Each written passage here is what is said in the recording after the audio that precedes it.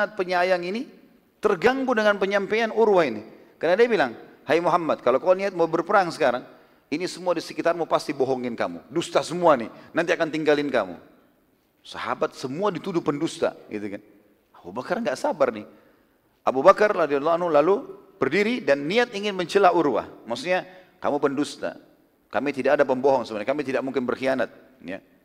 Sambil berkata, demi Allah, kami tidak akan pernah meninggalkan Nabi SAW. Urwah berkata, kalau bukan karena engkau memiliki kedudukan di sisiku, wahai Abu Bakar, niscaya aku sudah membalas celaanmu. Nabi SAW lalu menenangkan Abu Bakar. Sudah, tenang, disuruh duduk. Tradisi kaum Arab pada saat itu teman-teman sekalian, bila ingin memancing emosi seseorang dan menantangnya, maka ia memegang dan menarik jenggotnya. Jadi bukan kepalanya gitu kan. Tapi dia datang lalu dia memegang jenggotnya dan ditarik. Itu tradisi pada saat itu. Jadi kalau mau memancing emosi, maka Urwah pada saat itu dia ingin melakukan perbuatan itu kepada Nabi SAW. Maka Al-Mughirah, keponakannya tadi ini yang dia tidak kenal, tidak bisa sabar. Lalu ia memukul tangan Urwah dengan pedang, tapi pedangnya bukan yang tajamnya, dibalik dipukul. Karena ini dia sudah tahu orang Urwah ini mau datang mau sengaja tarik jenggot Nabi SAW. Waktu dipukul ternyata kena pukulannya keras dan pedang berat gitu kan.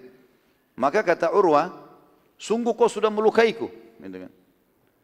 Urwah lalu berkata kepada Nabi SAW, siapa orang yang kasar ini? Dia nggak tahu kalau ini ponakannya. Al-Mughirah berkata, singkirkan tanganmu dari Nabi SAW atau aku akan memotong tanganmu. Jangan pernah berani kau sentuh Nabi. Ini memang kalau orang dikhususkan untuk membela Nabi SAW harusnya begitu memang. Pengawal, pemimpin, tak boleh disentuh. Gitu kan. Lalu Urwah kembali bertanya kepada Nabi SAW. Waktu mendengar, karena tadi kan dia bilang, siapa orang yang kasar ini? Nabi SAW belum jawab, Al-Mughirah sudah jawab.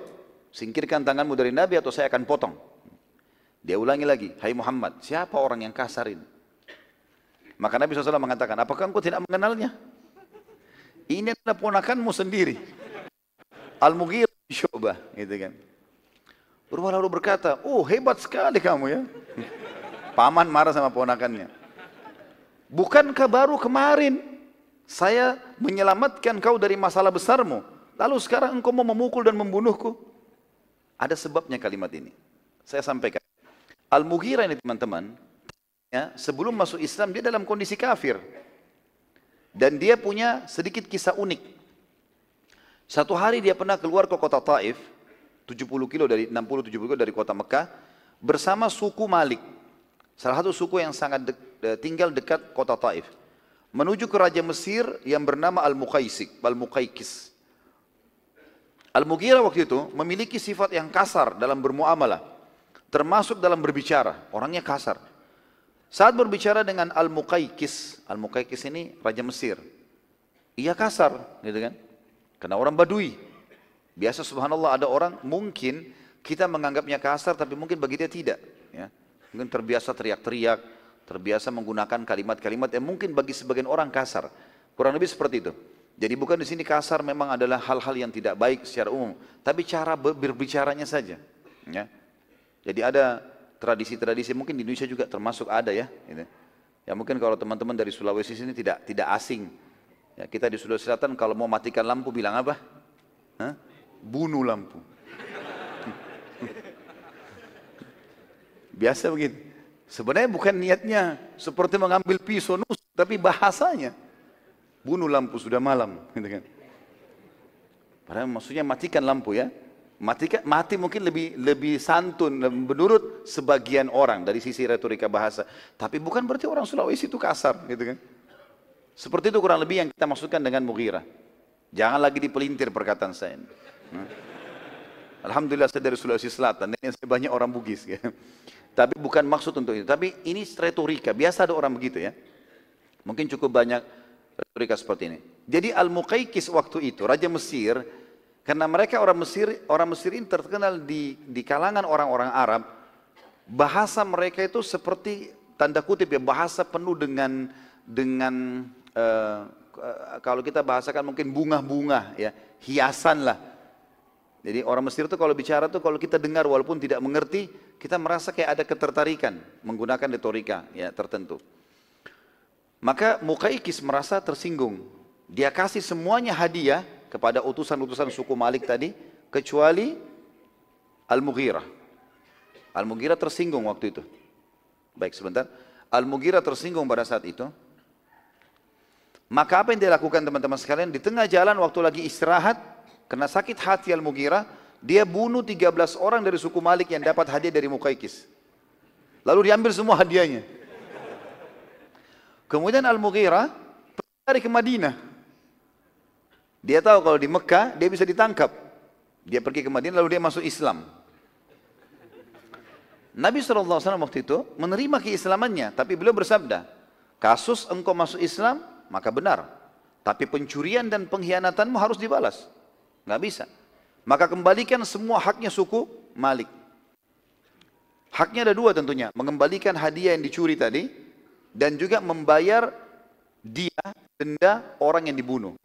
Waktu itu kebetulan kurang lebih di Mekah tradisi orang Arab kalau ada yang dibunuh satu orang, untuk supaya dia tidak dihukum oleh suku orang itu, dia harus bayar 100 ekor unta. Dia bunuh 13 orang ini. 1.300 ekor unta. Dia harus kembalikan. Suku Malik waktu itu mendengar perbuatan Al-Mughirah pada mereka, maka suku Malik bersiap-siap untuk menyerang kota Taif. Dan memberi syarat kepada suku Thaqif, sukunya Al-Mughirah, agar menyerahkan Al-Mughirah pada mereka. Al-Mughirah pada saat itu, karena dia penduduk asli kota Taif, maka sukunya tidak mau. Ngapain Mughirah harus diserahkan? Gitu kan? Maka bertemulah dua pasukan ini. Suku kota Taif sama suku Malik ini, suku Thaqif bertemu. Seseorang sempat mendatangi Urwah pada saat itu, karena dia kepala suku Thaqif, gitu kan, yang menggantikan kakaknya yang bernama Syu'bah. Syu'bah ini ayahnya Al-Mughirah, kan Al-Mughirah bin Syu'bah, dulu kepala suku di Taif. Meninggal Syu'bah ini, maka adiknya namanya Urwah, itu jadi kepala suku. Anaknya Syu'bah Al-Mughirah, ini ponakannya dia nih yang buat masalah. Gitu kan? Maka mereka datangin pada satu seraya berkata, wahai Urwah, engkau jauh lebih bijak daripada keputusan berperang. Bila perang terjadi maka sama saja engkau membinasakan kedua suku besar Arab. Maka Urwah lalu bertanya pada orang tersebut, lalu apa saranmu? Orang itu bilang, bayar saja diyahnya. Tadi yang 1.300 ekor unta itu, bayar aja. Kamu kan pengganti ayahnya Al-Mughirah. Al-Mughirah lagi di Madinah, susah untuk ditangkap segala macam, bayarin aja daripada kita perang gitu. Maka yang terjadi adalah pada saat itu Urwah membayar itu. Urwah membayar 1.300 ekor unta untuk ponakannya ini. Nah ini ceritanya. Makanya tadi waktu dia pukul tangan pamannya, apa kata Urwah? Hebat sekali. Baru kemarin saya selesaikan perkara besarmu. Sekarang kau berani pukul tanganku dan mau membunuhku gitu. Jadi ini perkataannya. Maka pada saat itu Al-Mughirah radhiyallahu anhu berkata, walaupun kau telah berbuat baik hai pamanku, tapi ini adalah Rasulullah, tidak bisa kau menyakitinya. Seperti itulah. Maka kita tutup dengan ini dan break sholat dulu tentunya. Sudah isya ya. Baik, saya tutup dengan ini. Saat itu masuk waktu sholat, bertepatan memang, kita bukan sholat isya ya. Waktu itu Urwah menyaksikan dengan mata kepalanya bagaimana Nabi SAW saat berwudu, maka seluruh sahabat berebut air yang menetes dari anggota tubuh Nabi SAW. Jadi ada tradisi pada saat itu, ada kebiasaan sahabat, kalau Nabi lagi wudu, misalnya Nabi SAW wudu, air bekas wudu yang jatuh diperebutkan oleh para sahabat. Tapi ini hanya pada Nabi SAW. Dan Rasulullah SAW sudah wafat. Makanya mereka tidak pernah lakukan itu pada Abu Bakar, pada Umar, pada Uthman, pada Ali, pada Abbas, pada Hamzah, enggak pernah mereka lakukan radhiyallahu anhum ajma'in. Mereka tidak pernah ambil air wudunya orang-orang ini. Hanya Rasulullah sallallahu alaihi wasallam. Ini perlu digarisbawahi. Maka pada saat itu pun mereka memperebutkan air itu. Begitu pula dengan air kumurannya Nabi SAW. Waktu Nabi kumur-kumur dibuang, sahabat menampungnya, gitu kan. Pada saat itu teman-teman sekalian, muslimin lalu sholat di belakang Nabi SAW dan meninggalkan Urwah serta semua muslim ikut sholat, tidak satupun berjaga-jaga. Kan ini Urwah musuh, tapi ditinggalkan karena sudah azan iqamah, mereka jamak sholat mereka. Urwah melihat kejadian tersebut lalu dia balik kepada Quraisy. Saat tiba Quraisy bertanya, apa beritamu hai Urwah? Kata Urwah, Muhammad mau umroh. Namun perlu kalian ke Quraisy, demi Allah aku telah mendatangi Kisrah di istananya. Kisrah ini Raja Persia. Kebetulan Urwah ini adalah kepala suku dan dia sering mengunjungi raja-raja dunia. Aku telah mendatangi Kaisar Romawi di istananya. Juga aku sudah pernah mendatangi Najasyi, Raja Ethiopia, raja-raja dunia pada saat itu di istananya. Aku tidak pernah menemukan sahabat mereka seperti sahabatnya Muhammad. Demi Allah, mereka tidak akan membiarkan kalian menyakiti ataupun menyerang Muhammad sampai mereka semua mati terbunuh. Dan bila sejumlah itu manusia kalian bunuh semuanya, maka bagaimana kalian bisa merasa aman dan tenang setelah itu? Dalam riwayat Bukhari disebutkan teman-teman sekalian, bahwasanya sebelum Urwah bin Mas'ud masuk Islam, ketika menjelaskan tentang keadaan Nabi SAW kepada Quraisy di kesepakatan Hudaybiyah atau pada kesepakatan Hudaybiyah, dia berkata kepada orang-orang Quraisy sekaligus kaumnya dari suku Thaqif di kota Taif, wahai kaumku, demi Allah sungguh aku telah mendatangi raja-raja dunia. Aku telah menemui Kaisar Romawi, Kisra Persia, dan Najasyi Ethiopia. Tidak seorang pun dari mereka yang diagungkan sebagaimana sahabat Muhammad mengagungkan Muhammad. Demi Allah, bila Muhammad mengeluarkan riak, waktu wudhu tadi kan kumur-kumur dibuang air gitu, maka para sahabatnya memperebutkannya serta menggosokkan pada wajah dan baju mereka. Juga Muhammad memerintahkan, dan jika Muhammad memerintahkan sesuatu, maka segera mereka semua melaksanakan tanpa menunda. Jika Muhammad berwudu, maka hampir para sahabatnya berkelahi dalam memperebutkan tetesan air wudunya. Jika salah seorang dari mereka berbicara di hadapan Muhammad, maka ia mengecilkan suaranya dan ia tidak berani menatap wajah Muhammad karena pengagungan dalam jiwanya. Jadi waktu itu Urwah masih dalam keadaan kafir ya, tapi dia menggambarkan bagaimana cintanya para sahabat kepada baginda Nabi alaihi salatu wassalam. Oleh karena itu teman-teman sekalian, asas dan pondasi dasar mengambil syariat ya, Al-Quran dan Sunnah dari pemahaman para sahabat. Karena mereka orang yang paling mencintai baginda Nabi alaihi salatu wassalam. Kalau mau melakukan perbuatan, cari informasi dari kaum salafus salih, dari para sahabat, terutama 3 generasi emas, sahabat, tabi'in dan tabi'in. Sesuai dengan sabda Nabi SAW, sebaik-baik masa adalah masaku. Jadi aku dan para sahabatku. Itu generasi emas, para sahabat. Lalu yang datang setelahnya, para tabi'in, dan yang datang setelahnya, para tabi'in. Ini yang dikenal dengan kaum salafus salih. Setiap ibadah, setiap perbuatan, perjuangan, ya, semuanya diambil dari 3 generasi emas ini. Maka tidak akan pernah seseorang menyimpang dari agama karena mereka ini adalah generasi yang sangat dekat dengan baginda Nabi alaihi salatu wassalam. Ini riwayat Bukhari. Setelah menyampaikan ini, maka orang-orang Quraisy berkata kepada Urwah, apa saranmu hai Urwah? Kata Urwah, berdamailah dengannya, maksudnya dengan Nabi SAW. Minta ia tidak masuk ke Mekah tahun ini. Kan itu saja yang kalian inginkan. Kalian tidak mau Muhammad masuk, ya sudah jangan izinkan masuk tahun ini. Tapi jangan tahan dia di tahun-tahun depan. Yang penting kalian sudah aman. Sudah tersebar berita kalau Quraisy berhasil menahan muslimin. Sudah selesai. Dan apa yang kalian khawatirkan penyerangan Mekah sudah tidak terjadi. Kalaupun dia mau serang tahun-tahun depan, kalian masih punya persiapan yang banyak ya untuk mempertahankan Mekah. Tapi waktu itu Quraisy masih penasaran teman-teman sekalian. Secara diam-diam, Urwah kan tadi sudah kasih syarat ya. Kalau saya pergi, saya kembali, jangan permainkan saya seperti orang-orang yang sebelumnya.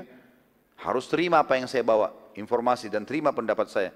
Rupanya mereka diam-diam mereka mengutus beberapa anak muda Quraisy, jumlahnya 40 orang dari ahli-ahli perang untuk menculik salah satu sahabat. Culik siapa? Siapapun di antara muslimin culik saja satu. Nanti kita gebukin supaya dia ngaku mau perang atau mau umrah. Gitu. Seperti itulah. Jadi saking ketakutan Quraisy yang luar biasa gitu. Tapi dengan hikmah Allah, waktu 40 orang ini menyelinap mau masuk di antara kemah muslimin, tiba-tiba mereka jadi tawanan muslimin. Yang menjadi ketua keamanan Umar bin Khattab waktu itu. Tangkap semua 40 orang itu. Padahal mereka pakai ihram, bukan pakai baju perang. Dan 40 orang ini dirantai semuanya.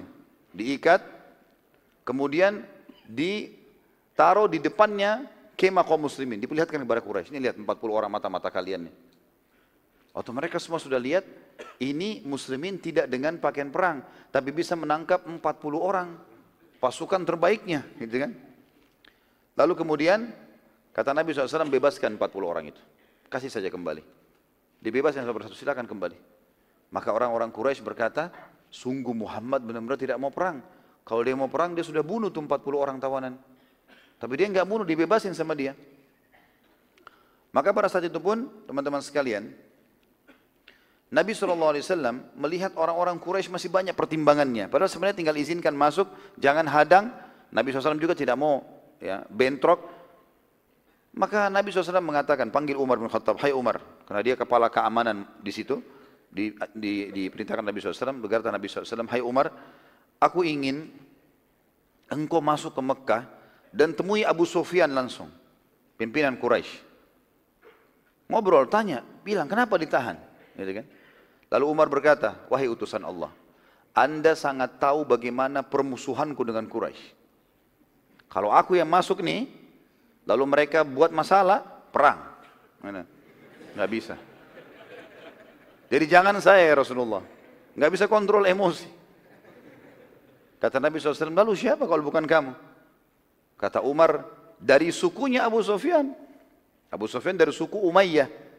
Cari sahabat kita, sahabat Anda, dari suku Umayyah. Yang lebih bijak, lebih tenang, bisa bertemu dengan Abu Sufyan. Kata Nabi SAW, siapa itu? Kata Umar, Utsman bin Affan. Utsman bin Affan ini masih sepupunya Abu Sufyan. Gitu kan? Orangnya lebih tenang, tidak emosional, jangan saya. Gitu kan? Maka Nabi SAW mengatakan, baiklah, ide yang bagus. Kemudian lalu, dari di sini, teman-teman sekalian, Umar bin Khattab bukan membantah perintah Nabi SAW, tapi memberikan ide. Tapi kalau Nabi SAW tetap suruh, beliau lakukan. Gitu kan? Maka Nabi SAW juga menerima pendapat yang baik. Kalau Nabi SAW aja menerima pendapat yang baik, apalagi kita ya.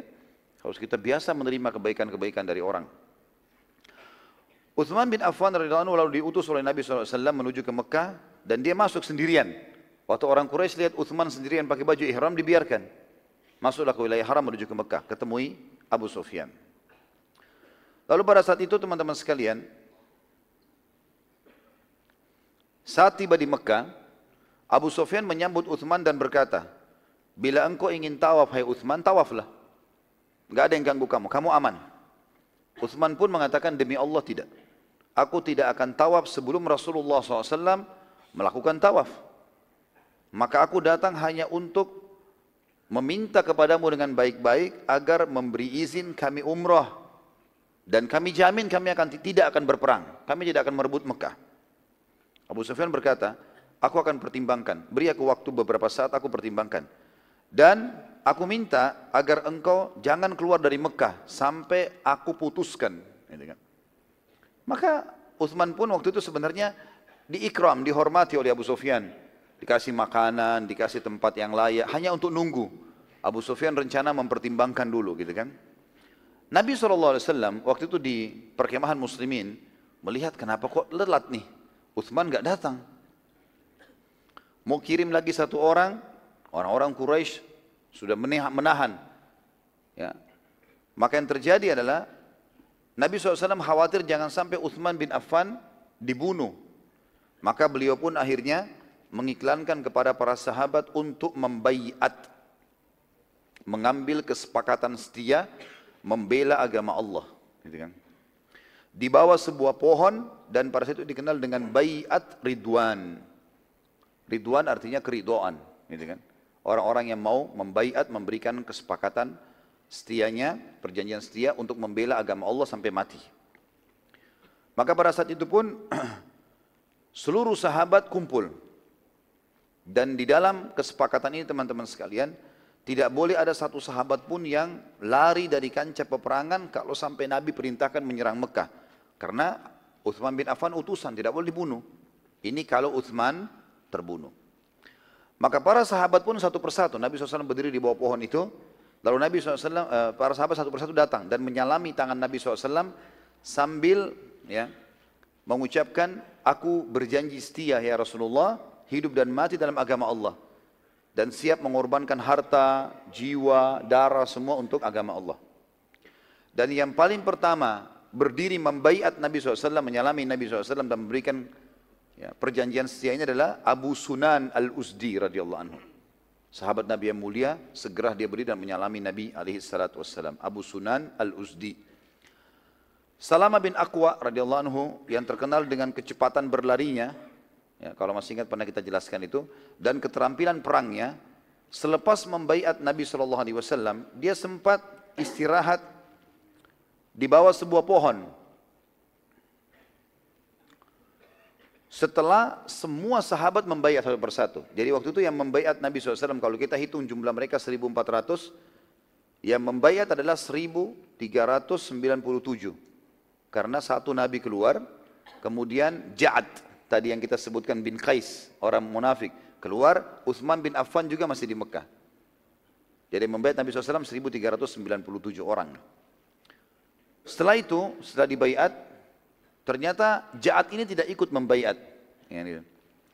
Ada kisah sedikit di sini teman-teman. Salama bin Aqwa radhiyallahu anhu, sahabat Nabi yang terkenal dengan ahli perangnya, setelah membaiat, ia sempat istirahat di bawah sebuah pohon di dekat situ. Dan Nabi SAW mendatanginya sambil berkata, berilah baiatmu wahai Salamah, Salama bin Aqwa. Kata Salamah, aku sudah membaiat wahai utusan Allah. Kata Nabi SAW, baiat lagi. Maka Salamah pun pada saat itu membaiat, mengulangi lagi. Berdiri di depan para sahabat mengatakan, ya Rasulullah, aku berjanji setia kepada Allah dan Rasulnya dan siap mengorbankan hartaku, jiwaku, darahku untuk agama Allah. Sebagian ahli sejarah mengatakan, kenapa Nabi SAW meminta Salamah bin Aqwa untuk mengulangi ini? Agar memastikan kepada para sahabat, siapapun yang belum tulus dan ikhlas membaiat, dia harus cepat segera ulangi. Dan ini perjanjian setia. Dan setelah ini akan ada informasi penting khusus untuk sahabat-sahabat yang membaiat di bawah pohon itu. Mereka akan mendapatkan jaminan surga. Dan mereka adalah pasukan inti Nabi SAW yang akan menembus Khaybar. Di pertemuan akan datang kita akan bahas perang Khaybar insyaAllah. Maka mereka yang pergi ke Khaybar dan dijanjikan kemenangan serta harta rampasan perang yang banyak. Pada saat itu Nabi SAW setelah membaiat semua ini, beliau lalu menghadap ke arah sahabat lalu berkata, sesungguhnya kalian semua sudah membaiatku dan tertinggal dua orang yang belum membaiat. Nabi tahu, yang pertama adalah Utsman bin Affan, karena dia lagi di Mekah. Maka Nabi SAW pun lalu mengangkat tangan kiri beliau yang mulia, kemudian dipegang dengan tangan kanan beliau sendiri. Ya. Dalam kisah yang lain dikatakan, Nabi SAW meletakkan tangan kiri beliau di atas tangan para sahabat. Gitu kan. Lalu berkata, sungguh ini adalah baiatnya Utsman bin Affan. Jadi Utsman bin Affan walaupun tidak ikut baiat, dia sudah dapat nih, saya penjaminnya. Maka para sahabat serentak berkata satu sama yang lain, demi Allah, telapak kirinya Nabi SAW lebih mulia dan lebih baik daripada seluruh telapak tangan kanan kami. Sungguh kemuliaan buat Utsman radhiyallahu anhu, ya, bagaimana Nabi SAW membaiat dia dengan tangannya sendiri. Tinggal satu orang, kata Nabi SAW, ketahuilah kalian semua pasti masuk surga, dipastikan.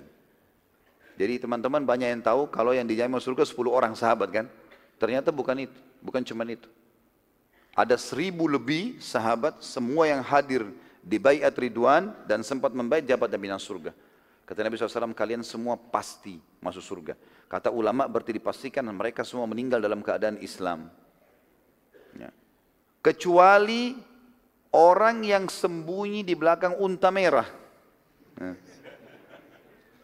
Jadi ternyata si Ja'ad ibn Qais ini, waktu para sahabat membaiat, memberikan salamannya kepada Nabi SAW, dia sembunyi-sembunyi di belakang unta, supaya enggak kelihatan. Padahal Nabi tahu. Kata Nabi SAW, kecuali orang, Nabi tidak sebut namanya, kecuali orang yang sembunyi-sembunyi di belakang unta merah, dia tidak akan dapat jaminan surga.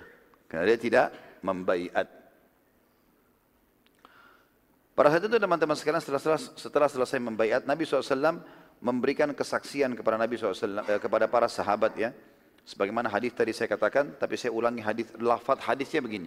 Dalam hadis sahih riwayat Bukhari, demi Allah, tidak akan masuk neraka semua yang membaiat di bawah pohon ini.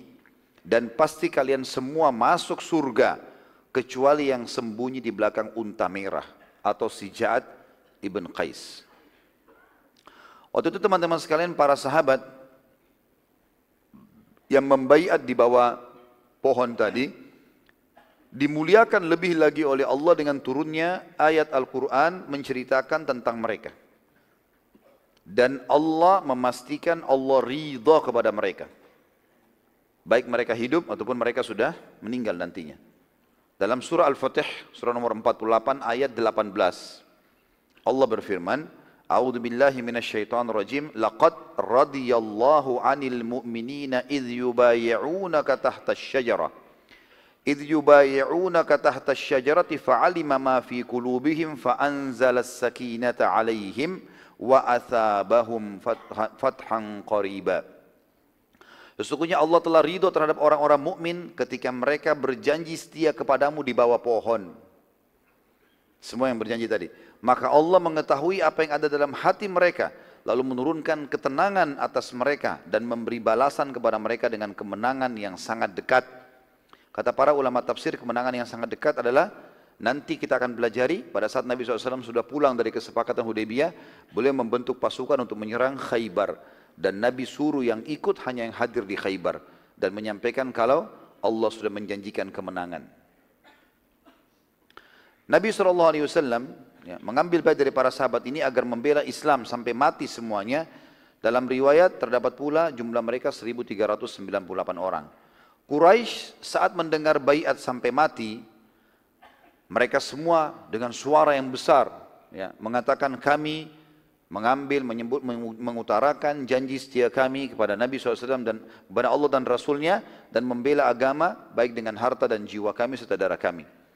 Maka karena mendengar itu orang-orang Quraisy jadi takut, lalu mereka segera mengiklankan damai dan mengutus satu orang tokoh mereka yang bernama Suhail ibn Amr. Saat Nabi SAW melihat Suhail, beliau SAW bersabda, Suhail, sungguh Allah telah memudahkan masalah kalian. Artinya Allah sudah mengutus ya, orang-orang Quraisy untuk membuka kesepakatan damai. Terjadilah pembicaraan antara Nabi SAW dengan Suhail pada poin-poin berikut ini.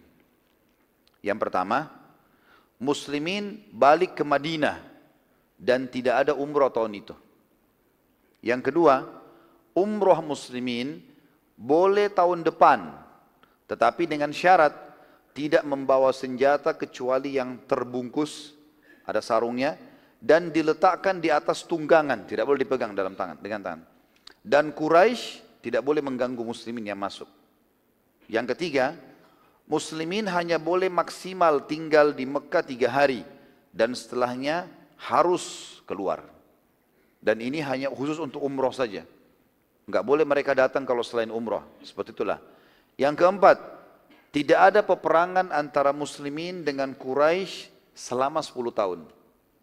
Dan ini nanti poin keempat teman-teman, ini akan luar biasa efeknya kepada kemenangan muslimin sampai nanti pembebasan kota Mekah. Yang kelima, siapapun yang hijrah dari Mekah ke Madinah wajib dikembalikan ke Mekah. Kalau ada mulai detik ini kesepakatan, kalau ada di antara penduduk Mekah yang hijrah ke Madinah, walaupun dia ngaku Islam, harus dikembalikan ke Mekah. Yang kelima ini. Yang keenam, siapapun yang meninggalkan Madinah ke Mekah, murtad maksudnya, tidak boleh dikembalikan ke Madinah. Ini curang mereka sebenarnya. Jadi siapa yang hijrah ke Madinah harus dikembalikan. Siapa yang dari Madinah ke Mekah nggak boleh dikembalikan. Dan poin keenam ini adalah poin yang paling berat bagi muslimin, gitu kan? Bagaimana bisa ada orang yang dari Madinah meninggalkan tidak boleh dikembalikan lagi ke Madinah. Yang ketujuh, suku manapun yang mau menjadi partner muslimin, sekutu, maka dipersilahkan dan siapapun yang mau jadi partner atau sekutu Quraisy dipersilahkan. Saat itu kebetulan ada dua suku selain Quraisy dan selain Muslimin yang menyaksikan kesepakatan Hudaybiyah. Mereka adalah suku Khuza'ah, ya, yang tadi dipimpin oleh Hudail, ya, salah satu orang yang diutus Quraisy untuk diskusi dengan Nabi SAW, yang mengikrarkan kalau mereka menjadi sekutunya Muslimin, dan suku Bakar mengiklankan menjadi sekutu Quraisy. Kebetulan suku Hudail sama suku Bakar ini memang selalu ribut dari dulu, selalu perang, tidak pernah berhenti, gitu kan. Nanti akan kita pelajari sebab pembebasan kota Mekah gara-gara suku Bakar mengkhianati suku Hudail ini. Yang kedelapan, suku manapun yang telah mengikrarkan dukungannya, maka bagian dari pasukan yang didukung, maka menyakitinya sama dengan menyakiti yang didukung. Dan ini nanti adalah sebab pembatalan kesepakatan Hudaybiyah karena suku Bakar mengkhianati suku Hudail. Inilah poin-poin kesepakatan muslimin dengan Quraisy. Namun teman-teman sekalian, itu yang sudah disepakati ya. Saya coba masuk ke sebuah poin, kita lihat bagaimana prosesi penulisan kesepakatan Hudaybiyah. Ini kadang-kadang yang jarang disentuh oleh para ahli sejarah kita, maksudnya para dai-dai yang coba menyampaikan, sebenarnya harus disampaikan karena ini kita bukan hanya sekedar mengambil poin-poinnya, tapi kita lihat bagaimana prosesinya dan kita ambil pelajaran dari prosesi penulisan itu. Ada beberapa kejadian waktu itu. Nabi SAW waktu Suhail datang memanggil Ali bin Abi Thalib radhiyallahu anhu untuk menulis kesepakatan. Seraya bersabda, tulislah wahai Ali, Bismillahirrahmanirrahim, dengan menyebut nama Allah yang Maha Pengasih lagi Maha Penyayang. Suhail menolak. Dia bilang, kami tidak setuju karena kami tidak mengenal siapa itu Ar-Rahman. Mereka tidak tahu kalau Ar-Rahman itu namanya Allah. Makanya waktu Nabi SAW sering bilang Bismillahirrahmanirrahim, mereka bilang Muhammad diajar oleh seorang dukun yang bernama Ar-Rahman. Karena mereka nggak ngerti. Gitu. Lalu kata Nabi SAW, apa yang kau ingin kami tulis? Dia bilang, tulis Bismikallahumma, dengan namamu ya Allah. Sama aja gitu. Tapi seperti itulah. Dan ini Allah ceritakan, orang Quraisy tidak kenal nama Ar-Rahman. Dalam surah Al-Furqan, surah nomor 25 ayat 60, Allah ceritakan, A'udzubillahi minasyaitonirrajim, Al-Furqan 25 ayat 60, Wa idza qila lahum usjudu lirrahmani qalu wa marrahmanu anasjudu lima ta'muruna wa zadahum nufura. Apabila dikatakan kepada mereka, hai Muhammad, kalau kau berkata pada orang Quraisy, sujudlah kalian semua kepada Zat yang Maha Penyayang. Maka mereka berkata, siapa yang Maha Penyayang itu? Siapa itu Ar-Rahman? Apakah kami akan sujud kepada Tuhan yang kamu perintahkan kami sujud kepadanya? Dan perintah sujud itu menambah mereka jauh dari keimanan. Jadi kita bisa bayangkan teman-teman, bagaimana panasnya suasana penulisan kesepakatan Hudaybiyah ini. Di sini muslimin sudah ambil baiat, siap mati. Di sini pasukan Quraisy. Jumlah sini hampir 1.400, sini 3.000 orang. Di perbatasan wilayah haram. Ini dua-dua sedikit pemicu bisa perang, gitu kan? Kemudian tambah lagi Suhail, baru pertama kesepakatan sudah nolak-nolak nih. Lebih jauh dari itu teman-teman. Nabi SAW berkata kepada Ali, hapus wahai Ali. Hapus itu Bismillahirrahmanirrahim, hapus, ganti saja Bismikallahumma. Kata Ali, aku tidak mampu menghapusnya wahai utusan Allah. Bagaimana aku mau hapus Ar-Rahman Ar-Rahim, namanya Allah, gitu kan? Gak mungkin. Kata Nabi SAW, mana tulisanmu? Dilihat di kulit, gitu kan? Diperlihatkan. Lalu Nabi SAW menghapus sendiri. Ini saking cintanya Nabi SAW dengan perdamaian, ya. Maka Nabi SAW mengatakan, lanjutkan. Ini yang disepakati antara Muhammad utusan Allah dengan Suhail bin Amr. Suhail tolak lagi. Demi Allah kami tidak pernah mengakui kau sebagai utusan Allah. Maka aku tidak akan, kalau aku akui kau sebagai utusan Allah, aku tidak akan memerangimu. Maka cukup namamu dan nama ayahmu saja, hai Muhammad. Kata Suhail, ini di tengah-tengah muslimin. Di dekatnya Nabi ada Umar. Umar ini marah sudah melihat Suhail ini, gitu kan. Nanti kita lihat bagaimana kiprahnya Umar di sini ya. Maka Nabi SAW mengatakan, hapus ayah Ali. Tidak usah tulis Muhammad utusan Allah. Kata Ali, demi Allah aku tidak akan menghapus status anda ya Rasulullah. Gimana saya bisa hapus Rasulullahnya? Enggak mungkin walaupun cuma tulisan gitu kan. Nabi SAW mengatakan, mana tulisanmu? Dilihatkan, Nabi SAW menghapus. Lalu beliau mengganti, suruh ganti. Tulis Muhammad bin Abdullah. Ini yang disepakati antara Muhammad bin Abdullah dengan Suhail bin Amr.